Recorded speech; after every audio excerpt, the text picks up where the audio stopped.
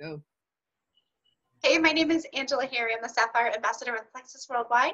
I'm going to introduce you to my friends Shonda Sherman, Wendy Stoffer, and Amber Young, and they're going to all talk to you today about the process of assessing when you have somebody who's interested in the products. As soon as somebody has reached out to you and is interested in the products, I think that a lot of times people wonder, how do I assess what steps to take next? What products do they need? And one of the things that we see that is sometimes missing is that we're not asking enough questions and we're not asking the right questions.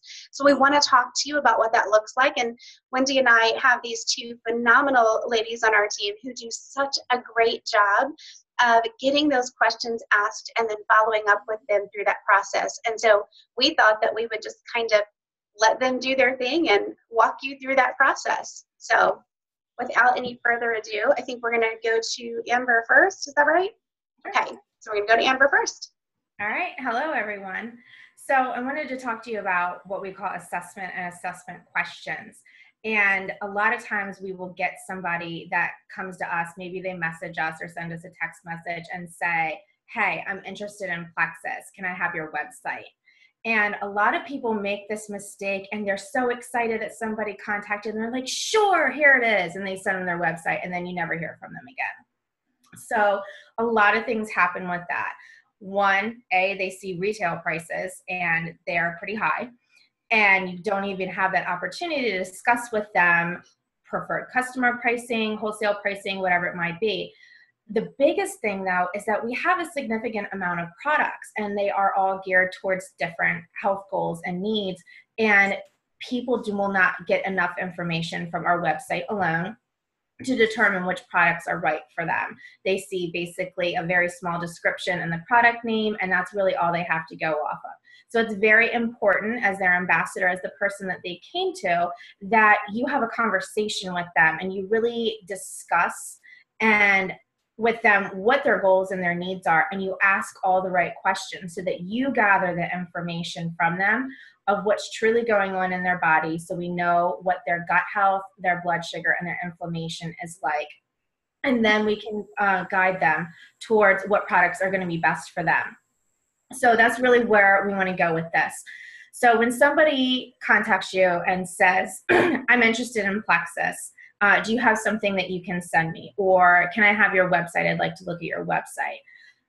Don't give them your website. That's the number one rule. Don't do it. But don't say no either. You're going to say, absolutely, yes, I'm so excited you contacted me. But there's actually a lot of products and there's really not a ton of information on the website. They're all geared towards different things. Would you mind if I asked you a couple of questions so I really got a good feel on what your goals and your needs are? And we can work through this together, and that way I can guide you on what products are going to be best for you to start with. Perfect. So what I did there was I kept from giving them my website, okay, so that we'll never see them again. And I asked permission. So that's a really big key, because if you just start asking people questions, they're going to fade away. So if you ask that permission and they come back to you and say, sure, yeah, absolutely, let's talk, then you've got their permission to start asking them those questions. And a lot of them are going to be fairly personal, and you don't always know how open somebody's going to be with you. So I always do like to get that permission from them first. Whether this is through Messenger, text message, phone, you get on a Zoom call with people. I like to be face-to-face, in person whenever you can. The conversation is going to carry fairly similarly. So we ask permission, and then we start, when we get the permission, we're going to ask them some questions. Not a lot, one or two at most in the beginning, and they're going to respond to you. And then when you get their response, you're going to read it, listen to it wherever you are, and you're going to try and connect with them on a personal level. Then you're going to try and give them a little bit of information or a little bit of education, and then you're going to ask some more questions. And you're going to follow that pattern to continue and carry that conversation until the end. And you've come to, this is where we need to go from here kind of place. Amber, can I ask you a question? Yes. So when I think back to when I started, and in the beginning, and we're going to have people watching this that are thinking, okay, what do I do? I can remember responding to someone. They would say, "Hey, Wendy, what is this Plexus stuff?"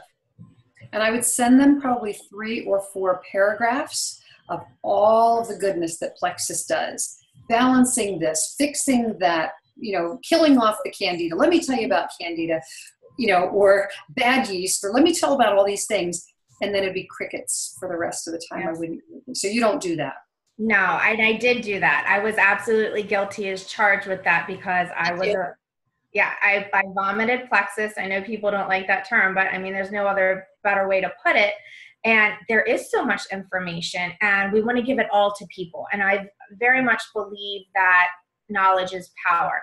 And if I can just educate people, then they're going to have the same belief that I do. And they're going to jump in with both feet, right? But that's not always the case. Not everybody wants that amount of information. It's a personality thing.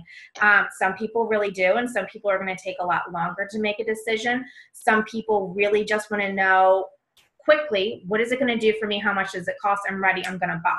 And then most of the people are kind of in between there and they want a little bit of information. You need to build the belief and they need to understand really what is going on with their health issues, excuse me, and how is it going to relate to Plexus? How is Plexus going to help with that? And not only that, when Amber, and I'm sorry. That's okay. Sorry.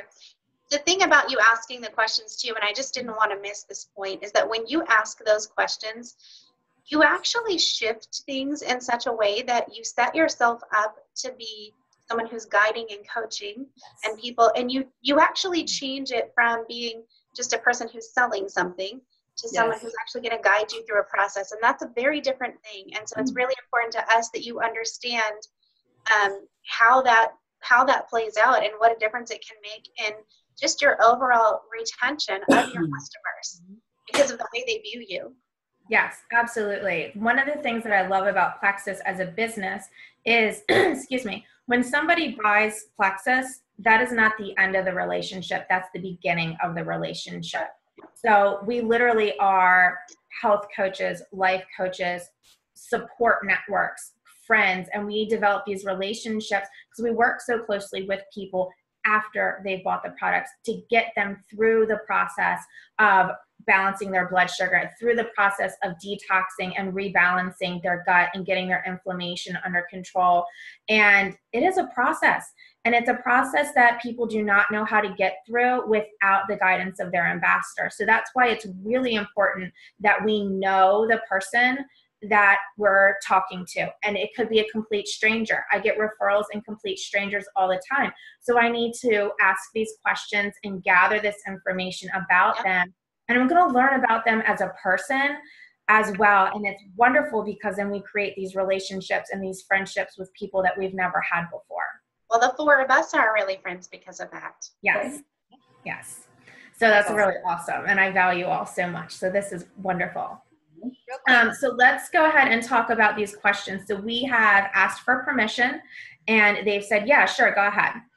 Well, I kind of have a list of questions that I use and I do not ask all of them, but I do have them kind of categorized for myself. I have them memorized at this point, but in the beginning I categorized them for myself in the notepad on my phone so I could refer back to them. And I categorized them as energy, poop questions. I am the poop queen. So gut questions, eating habits, what kind of medications they're taking, whether it's a prescription and over the counter, just like Tylenol or ibuprofen. Some people kind of live off of that with headaches. Are they taking any vitamins or supplements or probiotics? As well as mood issues. And that can be a touchy thing to ask a lot of people. I felt, me personally, I've had a lot of success with that because I've suffered with anxiety and depression myself. And that is something that I share with people and that helps them to open up with me. So again, that's part of asking the questions, connecting with them when you can, and then offering a little bit of education and asking another question to move on a second time. So I've done this a lot of times, and originally I would start with a certain set of questions, and over the course of the last maybe 6 months or so, I found that it's a lot more efficient if the first couple of questions that I ask are, Number one, what are your top 3 health goals or needs? Like, what are you struggling with the most? If you could wave a magic wand and get help with A, B, and C, what would it be? So then right then and there, we know really why they're coming to us, what their desire is that they are hoping Plexus could help with. Or maybe they haven't thought about that yet. And 9 times out of 10, they're going to end up needing Plexus for reasons that they did not come to you for. So they may have come to you because they want to lose weight, but they have 3 autoimmune issues and they can't go to the bathroom. I almost asked you if you felt the same way that I do about that, because typically it's not the very first thing someone says to you that takes precedence as their favorite thing that Plexus has done for them. Yeah. So when I get what that is and they tell me what those 3 things are, if I can relate to any of those or all of those, I'm absolutely going to do that. So if they tell me, I haven't pooped in a week, and I can say, oh my gosh, I'm so sorry. I completely know where you are. I've struggled with IBS for almost 30 years. And I either had extreme constipation or urgent diarrhea and I couldn't make it to the bathroom. So let's, keep going with this and we're going to see how we can help you. So I'm connecting and I'm sharing with them. And then I can go on and ask them another question.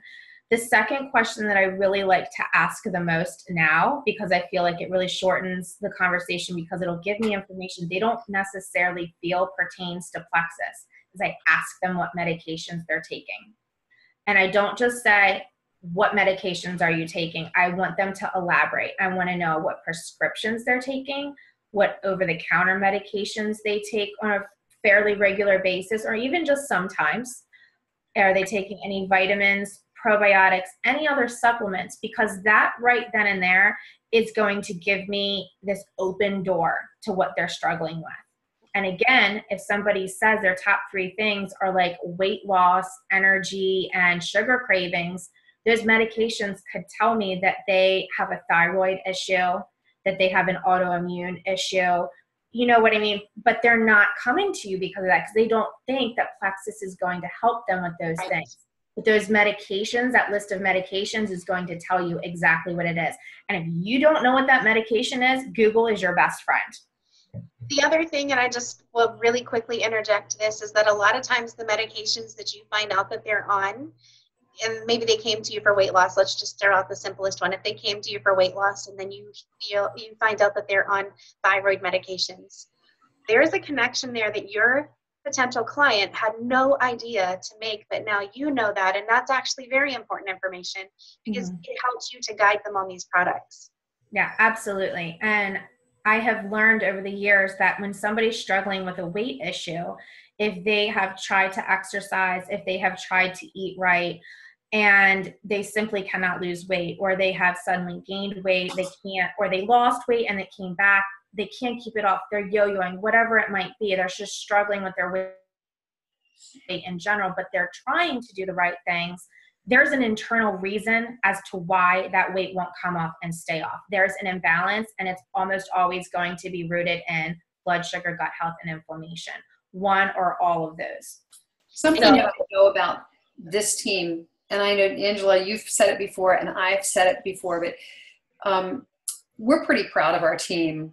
This large group that, Angela, it really started as your team legacy. It started with you, and I joined you. And I think we don't come to people with weight loss as a top priority. We don't support weight loss as being the priority.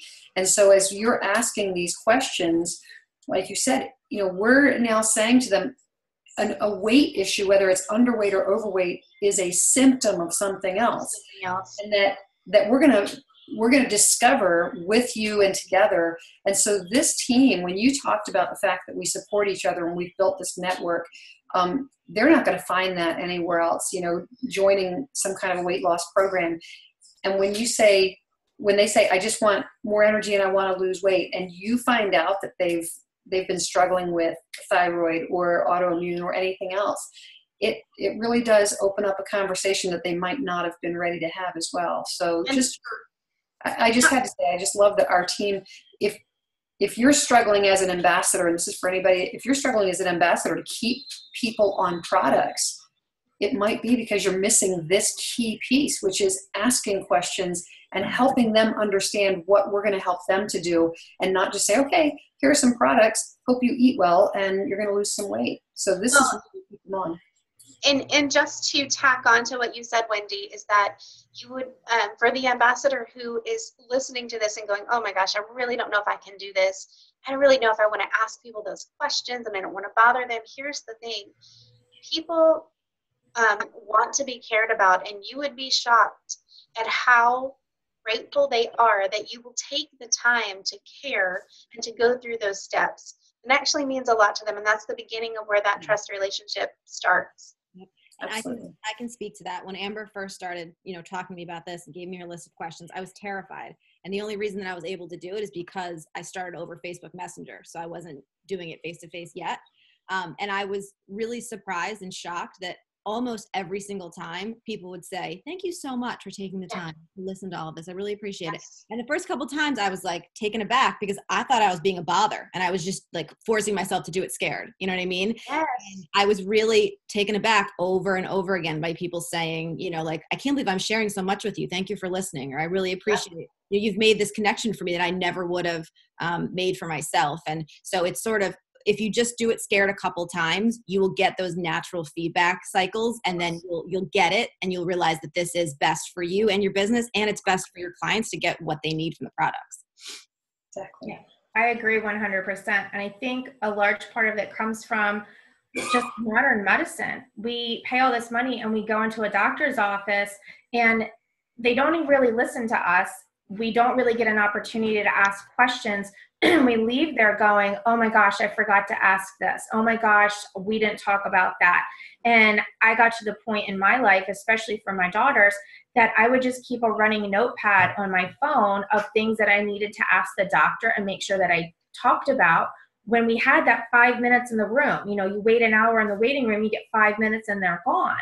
So for somebody to take the time to pay attention to you, to take an interest in what your struggles are, and to be there and offering to help, it is the beginning of a very strong connection and a relationship. So people do really appreciate it. But again, you have to set them up by asking that permission. Otherwise, you can push them away and they can be wondering, why the heck are you asking me all these very personal questions? Absolutely. So you need to set that up correctly. And to piggyback on what you said, Amber, I feel like not only does your doctor have a very small amount of time with you, but you have many doctors that only look at one piece of the pie that makes up your health. So if you only talk to your urologist about those issues and your endocrinologist about your blood sugar and your OB about your yeast infections, nobody really sort of puts those all together. And most people don't go out and do that research on their own. So even just the process, even a lot of times asking those questions without even saying anything, some people will go, oh my gosh, I never thought about the fact that my headache started immediately after I had a cycle of antibiotics in college. You know what I mean? Like sometimes you don't even have to make those connections for them. Just asking all the questions helps them to really start connecting the dots on their own, which is so true. And I get goosebumps on that part of it, because I feel like part of my mission is teaching people to be their own best advocate. And it's exciting to me. So. Okay, so let's talk about some of the questions that you would ask somebody. So we talked about, we asked permission, we asked them what their top goals are, and then we asked them what medications that they're on. Now, typically when you get the information about the medications, the conversation is going to flow from that point. Because if they give you a list of medications, even if they just say, well, I take like 800 milligrams of ibuprofen almost every day. Why? What's going on that you need that much? Are you having headaches? Do you have pain in your body? And you're going to ask the question and delve deeper into that, and they're going to continue to give you more information. So if they don't have medications, let's say they seem like a healthy person, they don't really take any medications, they might take a vitamin, they might not. So we kind of need to be an investigator and asking these questions and find, okay, why are they having these 3 goals or these 3 needs that they need help with, that they're coming to us about Plexus? And we need to find out how it's connected to their gut health, blood sugar, or inflammation. And we need to make that connection for them so that we can then relate it to the product. And that's how we're going to build belief in what this health journey that they're going to begin with us. So I will ask them energy questions, especially if that's one of their top 3 things. Like, okay, you said you want more energy. So how do you sleep at night? Do you have a hard time falling asleep? Do you have a hard time staying asleep? What about getting up in the morning? Is it difficult for you to get out of bed? Are you one of those people that hits the snooze button 100 times? Because that was me.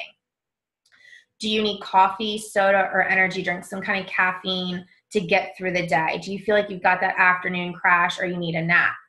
Now, these are all energy questions that are going to give you an insight as to if they're having blood sugar fluctuations throughout the day. But don't rapid fire them off to somebody like I just did for you. I'm just offering you a sampling of questions that you can ask somebody that's going to give you an idea that their blood sugar is tanking during certain parts of the day and it's making their energy suffer. So they're going to respond, and again, you can relate. Pretty much all of us have had trouble sleeping at some point. We've needed coffee, we've needed naps, whatever it might be. And so you can relate with them, and then you can give them a little bit of information and say, well, actually, that's related to fluctuations in your blood sugar. And what a lot of people don't understand is that you don't need a blood sugar diagnosis like prediabetes or diabetes to have blood sugar fluctuations that are strong enough to affect how we feel and function every day. And our energy is one of those big things. Another thing is cravings and mood. So if they're at, positive for, they have energy issues, then say, do you get irritable? Like, how's your irritability? Do you snap at your kids? Find yourself snapping at your kids? If it's a woman, you can ask them how they are the week before their periods and if they get a lot of headaches. And you can also ask them about their sugar cravings. So these are all things, junk food cravings, carb cravings, alcohol, things like that. They're going to tell you that their blood sugar is tanking. You can also talk to them about being hangry, that new word that everyone talks about. That's actually a blood sugar crash. But people don't know that. They just think it's a cool term that we've come up with in the last couple of years. So you can teach them, again, a little bit of education when they're like, oh yeah, I get hangry all the time. And you're like, actually, it's a blood sugar crash. So now we know that that's going on. So those are energy and craving questions. You can also talk about eating habits in general, especially if one of the reasons that they came to you was weight, whether they're underweight or overweight. And that's going to give you an indication both for blood sugar and gut health, because a lot of our cravings are coming from the microbes that are in our gut. So if we have more bad microbes in our gut, they're going to be telling us to eat the bad foods because that's what feeds them. If we have a good gut balance and we have more good bacteria, then we tend to crave the lean proteins and the fruits and vegetables, and we want to drink a lot of water because that's what feeds our body and that's what feeds the good microbes. So that alone right there is going to give you a good insight as to what's going on inside. We want to know, like, what do they drink? Are they a water drinker, or are they surviving on soda and energy drinks? Are they going to Starbucks every day? Again, these are going to tell you and be these big red flags for blood sugar and gut health, and you can connect that for that once you get that information. And you can also say, okay, well, this is where we're going to go with this. And you can give them some hope about how changes in their blood sugar and how changes in their gut balance is going to shift those cravings. It's going to shift their energy, and they're going to be able to, if they want to lose weight, have the energy to exercise. They're going to have the ability to change their diet as their cravings change, instead of having to go on a diet and white knuckle through cravings and fall off diets because their body's demanding that they eat certain things and they just can't do it. You shouldn't need a cheat day. Cheat days are for people that have a gut imbalance and they can't control it because they got to feed the beast. Good point. Can I say something to you said about it giving people hope? Yes. One of my favorite things in all the 4 years that I've been doing this is that the moment when I get to that place of the conversation where we talk about cravings and you start to tell them, and if you're a science nerd like me, you go into the bad microbes they're communicating via your vagus nerve, and here's what they do. And not everybody wants to hear that, but it's super exciting to me because there is science to back up what Amber just said. But what gives them hope and what makes them feel great is that a lot of times people are beating themselves up for the choices they've made all their lives, and they feel like there's not hope for them, and nothing's ever going to work, and it's all their fault. And there's a lot of loathing that's going on. And it's very, I think, a burden off of people's backs when you're the person having the conversation that says, hey, listen, there's a reason for this. If you want to know more, I can go into more of why. Or if you can't, you can send them to me because I can go into more of why. But I know these ladies can, but anyone else that's watching. But it makes them feel like, wait, maybe there is hope. And you know something? A person's belief, that factor, it plays a role in this journey. If you don't believe that anything could ever work for you to change things in your health, it's very hard for us to move you through the process. So it's really great to have this conversation where people start to come along with you and go, wait, maybe there is hope. Maybe it wasn't all my fault. Yeah. And especially when it centers around food and weight and diet. Like you said, there's a lot of self-loathing. There's a lot of guilt. I like to say all the time, people say they have a sweet tooth. Actually, you don't. There's really no such thing. It's the microbes in your gut. It's low blood sugar that's craving you to eat sugar to bring it back up, but then we eat too much and it tanks again. So it's our body speaking to us, whether it's coming from our gut or our blood sugar that's telling us to eat certain things. So you really, truly don't have that control. I mean, you're going to feed what's going on in your body so that you can continue to function. So yeah, it is a big part of it. And a lot of people don't understand that. And so they blame themselves for not having the willpower or the strength to eat the way that they know that they should. So that's one of the great things about Plexus is it will help naturally change that inside of the body for somebody so that they can make those changes honestly without really even trying. They just need to pay attention as those changes happen in their body. So of course we're going to talk about gut questions because you have to ask somebody, how often do you poop? And this is really truly one of the very most important questions that you're going to ask somebody. And depending on who you're talking to, you can change how you address that person. So if you're kind of being clinical because that's how the conversation is carrying and more formal, you can ask them about their bowel movements, things of that nature, or you can be really funny about it. So just, relate to people, meet them where they're at and let the conversation be what it's going to be. But you have to know about their poop, and you got to know a lot about their poop. And it's going to be the first of 1,000 times that you ask them about their poop. So yes, it is. And it gets easier. It was. It gets easier. I was totally okay with.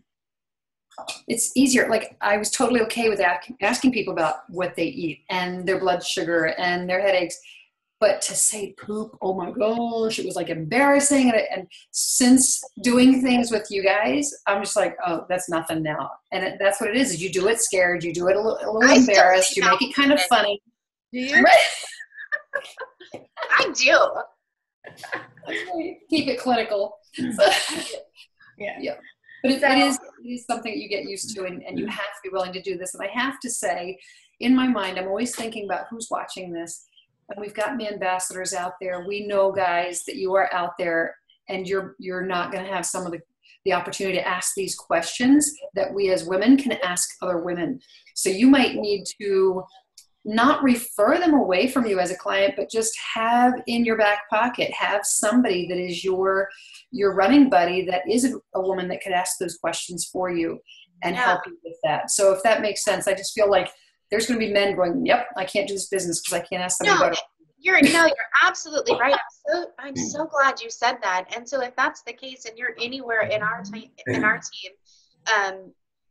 please come to us and we will try to seek out solutions for you on that. We will try to brainstorm with, who can be your person. My husband certainly sends almost everybody my way. We're meeting up with some people next week because where the conversation ends for him is a lot, sooner than where I would pick it up. And so we're meeting with like 3 different ladies that he works with next week.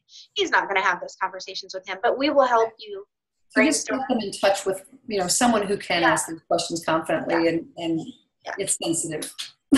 All right, so let's talk about why it's so important real quick that you know so much about somebody's poop. And you're gonna relay this information to them as well, because when they understand the importance and the significance of it, it's going to open a whole new world for them. Because so many people that do not poop every day, their doctor, I guarantee you 100% has told them it's their normal, and it is not normal. Okay, so let's talk for a second. We eat at least, most people, 2 to 4 times a day.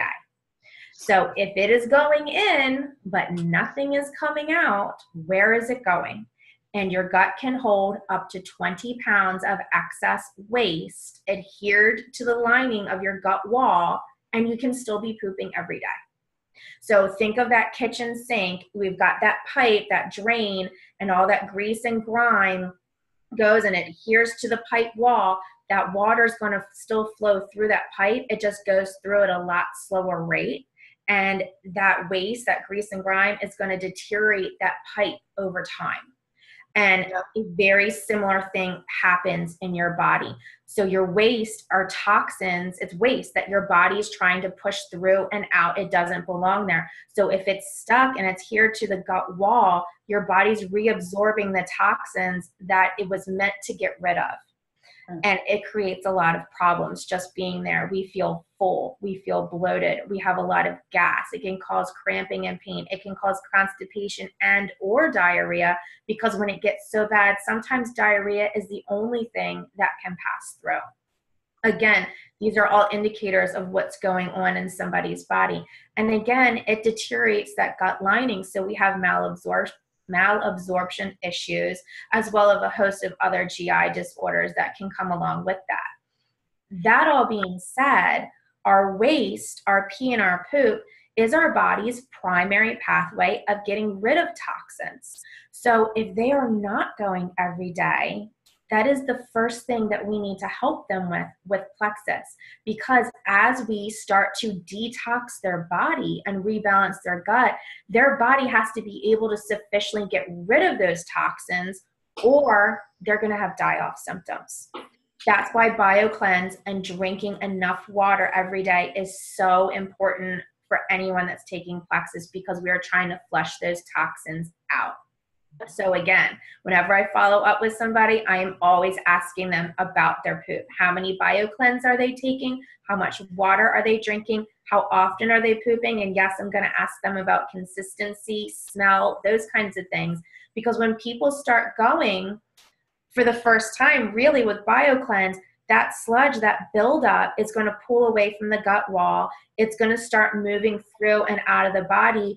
And that will change things for people. It can look darker. It can be kind of sticky or tar-like. It's going to be extra foul smelling because, heck, it's been up there a long time. So it's going to stink. And people I was just going to tell you, I was going through one of these last week, not myself. This was 4 years ago for me, but where somebody was like, it's like this. Is that normal? I was like, totally normal. Totally normal. So hopefully this call does that for you, that watching this and listening to Amber gives you that confidence that you can answer those questions. Yeah, and it helps people. So go ahead, Chandra. It's so important that you ask, because I feel like there's so many pitfalls where you might lose people. And this is one of them. If they're taking, Plexus products, they don't know what's about to happen. All of a sudden they start, having bowel movements that are black and smelly and gross. They might think that it's terrible and this is poisoning them, and they might just stop taking it. And they might not be the type of people who want to tell you about the consistency of their poop. And so you have to, if you keep asking those questions and drawing that out of people, it gives you the opportunity to educate them so you can get them through the process. Yes. Because, people, when they're so used to going to the bathroom a certain way their entire lives, and then suddenly it is really different, it freaks people out sometimes. But if they understand that it's actually the bad stuff that's finally coming out, you can get people really excited about their poop. Yeah, and I get lots of excited messages. You might need to preface all of that and saying, I don't want any pictures. You don't need to say, oh, I know Angela's making that face, but I get cracked up when people want to send you a picture. Or someone, when I said, so can you tell me consistency changes? And she looked at me, she goes, well, I haven't touched it yet. And I went, oh, no, please don't touch it. So just be prepared. Aren't you all ready to start asking these assessment questions? Yes, we need to. Well, it's really funny too, because I ran a daycare before I did this business. I mean, I've done babies is what I've done for, 25 years. So all I did was diapers, and all I did was talk about poop. So it's really funny to me that when people will say, this is really TMI, I can't tell you how many times I've heard, this is TMI, I know, but I'm like, no, my whole life is now TMI. It's okay. Right. It helps us make it better for you. Yeah. So let's go on a little bit more for some more questions. So always mood issues. We talked a little bit about irritability and being hangry, because they can be really good indicators of blood sugar. But when we're talking about stress, anxiety, depression, postpartum depression, seasonal depression, anything like that, we're talking gut health. Because, if you research that or not, it actually comes from our gut. It's not a chemical imbalance in the brain that so many people are led to believe. And it's because the hormones that affect our brain and how we feel are actually created in the gut. And for the ones that aren't created in the gut, our gut sends those signals to those areas of the body to produce those hormones at the appropriate levels. So if our gut is out of balance, our mood is going to be out of balance. And there are so many people nowadays that suffer with way too much stress, anxiety, and depression. They're on medications, or they simply can't handle it or don't know how to handle it. Again, this is a big window into their gut health. And you can, again, share that little bit of information with them. And for a lot of people, it's eye-opening, and it makes them feel better, because nobody wants something wrong with their brain. And that's what a lot of people are led to believe, and they're going to get sent to, the nut house or whatever. And with padded walls, I mean, we've got this huge stigma, and people feel like people are going to stereotype you and look at you a certain way if you open up and say, I suffer with. And it's really pretty much everybody nowadays. It's just nobody talks about it. And I have somebody that suffered since I was a child. And fortunately, I don't suffer with it anymore. And I can thank Plexus for that. But we need to learn that we can help people with that as well. I want to do a disclaimer, though, just to make sure that I say this, okay? No, and you probably would have said it too, but there is this. There's also situational depression. There's also PTSD. There are also other scenarios. And we're not saying that there are not times that there is something that is a clinical diagnosis that you need to be treated for by a professional in a different way. And we're not telling you not to do that. We're not telling you that doesn't exist. And we're also not telling you to get off your medications and do this instead, ever. That is not what we're implying. We are implying to be self-educated about some of the other ways that can begin and some of the effects that can have on you. And if you want to simultaneously address your gut health and then work with your physician about coming down off of some things, if that's the appropriate thing to do. And I just wanted to put that disclaimer, because I know you would say that to your clients. I know we all do. Yeah. That's a very good point. Yeah. So we've talked about, gut, we've talked about poop, we've asked them about their energy, their eating habits, their mood issues, what kind of medications that they're on, what their top goals are. And there's obviously a whole host of other questions that you can address depending on how the conversation flows.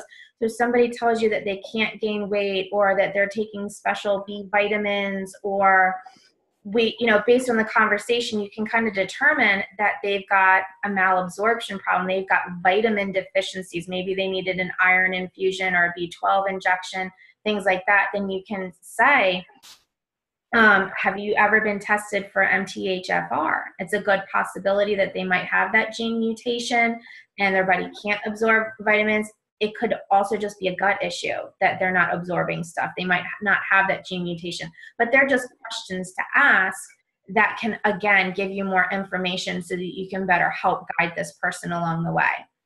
So as we ask those questions, we connect, we give a little bit of education, and we ask another question to keep that conversation flowing. again, we're not putting somebody under the white light in the police department and, grilling them. It's not the third degree here. You just want to have a conversation with somebody and connect with them. Just be yourself, most importantly. And as long as you are truly caring about what that person's going through, I feel that it's going to come across in the conversation and that they're going to see that. And as we've given them a little bit of information along the way about, okay, this is tied to your blood sugar, this is tied to your gut health, then we can say, okay, so based on what we've talked about, I really think that this is where you should start. And it could be whatever you think it is. We'll just use the triplex for an example, since that's the most common one and that's where a lot of people start. And then you can talk to them a little bit about, okay, well, I think the first thing that we need to do is get you going to the bathroom every day. And BioCleanse is going to help us do that. And you're going to have to educate people on BioCleanse because they hear the word cleanse and they freak and they freeze up and they have this image in their head of a cleanse and they're going to be stuck in the bathroom and they're not going to leave their hiney off the toilet and that's going to be the end of it. So they really need that education about what BioCleanse really does. It does help to get that sludge away from the gut wall and move it through. But most importantly, it's going to help clear out the dead candida that ProBio 5 kills and the toxins that candida and other bad microbes give off. And it's also going to be oxygenating the body on a cellular level, and that's going to create an alkaline environment. And we've started to hear a lot about alkaline waters and things like that and why it's good for our body, because that's what our cells prefer, is a well-oxygenated and alkaline environment. It's also what the good microbes in our gut prefer. And it happens to be a hostile environment for most bad microbes. Most bad microbes are anaerobic in nature, meaning they like low oxygen environments. So we're really setting our bodies up for this transition of reversing our dysbiosis, our gut imbalance. So BioCleanse does so much. It's not a laxative. It does not work in that manner. And I think it's very important that people understand that they're not going to be pooping their pants in Target. And everybody has their own dose of BioCleanse, and we start everyone at 1, and we slowly work them up until we find that magic dose that they're going easily and happily every single day. And then we can talk to them a little bit about ProBio 5 and how that kills the candida in our gut. And why candida can't be overcrowded, that you need the enzyme blend that's special in ProBio 5 to break open that hard cellular wall to actually kill it, and then it can be removed from the body. And then talking about Slim and how it's going to regulate your blood sugar and your cholesterol and your lipids. And then the new prebiotic fiber that's in it is going to start to help increase and feed the good microbes in your gut so that they can start to grow and take back over as the candida dies off and is removed. And that is going to help bring us full circle with balancing the gut and the blood sugar and decreasing inflammation and getting those toxins out of the body. And just helping to take people from that very beginning of, I think I'm interested in Plexus, can I have your website? They're not going to get any of that information on your website. The only way that this is going to happen is through that personal connection with somebody and helping to take an interest in what they're dealing with and guide them and give them that education and get them from point A to point Z. And then we start all over again, because that relationship really begins once they buy their first triplex. Awesome. So what we're really saying is, if you want to do Plexus as a business, it's a get rich quick scheme. Just kidding. I was just really thinking about how, those of us that really do well at this business, because we're willing to invest the time in people and learning what we need to learn. There's one more thing that I wanted to talk about that I think has made a huge difference for me is once you do all of the work that Amber talked about, people tend to not even ask about money. Like they're so invested and they're so educated and their belief is so huge that they go, okay, tell me what to do. And so what you want to have the confidence to do is it's not your job to worry about how much they can afford or how much they want to take. That's their choice. So it's your job as sort of their consultant to recommend everything that you think might benefit them. And if that's many products, if that's Triplex and Mega X and Vital Biome and something else, you recommend all of those things to them and tell them why. And then if they say, well, I can't afford that, then you can help them figure out what they can afford. And what that does for you is that if you recommend Triplex and Mega X and Vital Biome, and they say, I can't do all of that, and they decide to start with the Triplex, and then 3-4 months down the line, they've made some progress, but not as much as they want, you can then say, well, remember the other products I talked about? What do you think about adding in those? And that is a so much more productive and comfortable conversation as compared to if you had never mentioned anything other than the Triplex, and then all of a sudden down the line you're saying, oh, we have this extra stuff I want to pile on. People really react to that conversation differently. Sure, because it feels at that point like you're either trying to upsell or you're trying to, oh, that didn't work, she's just trying something else on me. Yep. And, for 4 years I've had people say, well, what about when somebody says it's too expensive? And I'm like, I don't know, nobody says that to me. Right. People don't say that to me because, and it's not, and I sign up a lot of people, it's because I do this process. And like Chandra said, and it cannot be underemphasized, when you've gone through the process that Amber just talked about and that Chandra added to, people have a buy-in. You have now created value in the products, and unfortunately a lot of times what we see people do is that out of fear and all this other stuff that she just identified, you actually start like apologizing for the products or trying to figure out how people can afford it. And like Chandra said, I love how she put that. That's not your job. Don't take that role on. I have found some success, just as you guys were talking about, and Amber was talking about asking permission to ask questions. When you get to the point of them saying, okay, well, what do I need? When you say, okay, so I'm gonna speak on a consulting, with an attitude of a consultant. I'm going to tell you what I think and why each of those things, and then we can talk about what it is that you want to start with. And my wording for that, Wendy, has always been, and what I've always suggested is to do exactly what Chandra said.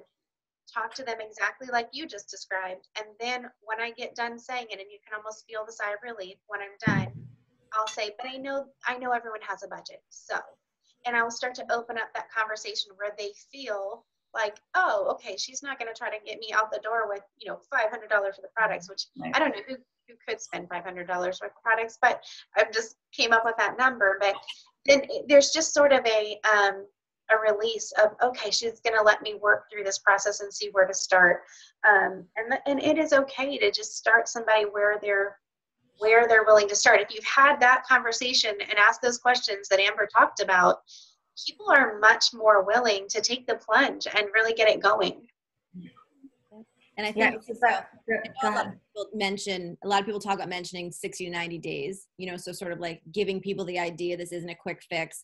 I try to use different words. Like I want people to understand it's not a quick fix. We're going to do this together. But sometimes I'll actually lay out sort of a schedule, and let them know, look, we need to see how your body reacts. So this is just an idea, but we're going to start with this for the first month and see how you feel, and then whether it's a loading dose of ease or maybe it's, something different based on whatever their needs are, but tell them the first 2 months, we're going to do this. And then depending when you get to this point, whatever that is, then we're going to introduce the Triplex. And then here's how long that might take for you to get up to 4 Probio 5. And sort of when you do that, you're not telling them stick with me for 90 days because then people are going to count. They're going to call you on the 89th day and tell you, I haven't achieved this, that, and the other thing. Whereas if you sort of set out a plan where you're already talking about 5-6 months and you're telling them that it's going to be fluid, we're going to work together, it really changes their mindset where they're like, okay, I'm going to do this thing for a while rather than having that calendar and saying, all right, lady, it's 89 days. I'm not where I want to be yet. Oh, yeah. When you say 90 days, I never say 60 days, first of all. I don't think I've ever said it ever. But when you say 90 days, it happens even faster than day 89 because there is this thing that happens, and I don't want to go off track because this is a long video, but so useful for you guys. But on that topic, there is this thing that happens in people's mind where when you give them an amount of weeks, what happens is when they get, let's say, 4 weeks in, and they were thinking of something along the lines of 8 weeks, or they get 5 or 6 weeks in, they get to that halfway point, and when they feel like nothing's happening, they go, well, whatever's happening now, I can expect, twice this by the time I get to the end. It's not accurate, but this is what they're thinking. And they're like, nothing times 2 is still nothing. I'm out. That's the kind of thing that we see happen a lot of times. And so it's better to handle that conversation the way that Shonda explained. And I would say that took me a while to really get to that point. And I think for some of us, it takes a while to know to do that, because someone has to tell us that knows better than we do. In my case, my journey went differently. And it took me a while of, kind of going, oh gosh, okay, I guess everybody's doesn't go the same way in that timeline. And I had to kind of learn how to change my conversation. Right. Yeah, it's important. It's important. Well, I'm hoping that this was incredibly, incredibly beneficial. It was for me. I love getting to hear these ladies share and how they're successfully keeping people on products. They don't have people at 25 days going, well, it's not working. I think I'm going to quit. Because for most of us here, we're saying, if you're not ready to take this journey with us, we'd rather you wait until you are. Yes. We're not desperate for a sale. And I hope you guys are feeling the same way as you're watching this, that you are learning to meet people where they are and be a little bit more relaxed. I'm really, really excited. We are going to be following this video up with a follow-up video on how now you've got all of this information, the person has made the purchase, and how do you work them through this instead of just saying, okay, you just got your products. Next week, I'm going to call you and see how you're doing. Okay, so I hope you definitely come back to watch that video and learn equally as much. Thank you, ladies, so much. I appreciate your insights. Yeah, so Thank you. all right.